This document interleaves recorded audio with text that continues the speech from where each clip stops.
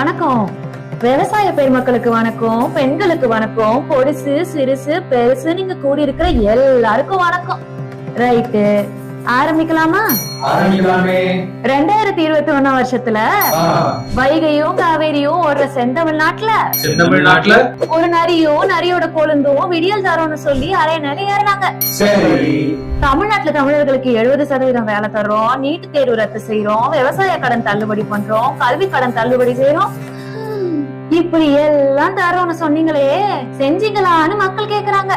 கேட்பாங்கல்ல, செஞ்சாங்களே. செழிப்பா ஊழல் செஞ்சாங்க.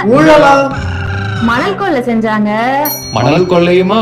டாஸ்மாக் ஊழல், போதைப் பொருள் பட்டுவாடா, விவசாய தற்கொலை, கட்டுமான கடவுடான்னு எல்லாம் செஞ்சாங்க. கிழிஞ்சி போச்சு. பாலம் எல்லாம் இடிஞ்சு விடுது, பால் பாக்கெட் விலை ஏறுது, பள்ளிக்கூடம் எல்லாம் போதை மூட்டமாகுது, ரத்தம் கொதிக்குது, ரத்தம் ஆறு ஓடுது. நாசமா போச்சு. பால் குடிக்கிற குழந்தையில இருந்து பால் ஊத்த போற கூனி கிழவி வரைக்கும் தமிழ் மக்கள் எல்லாம் காரி துப்புறாங்க.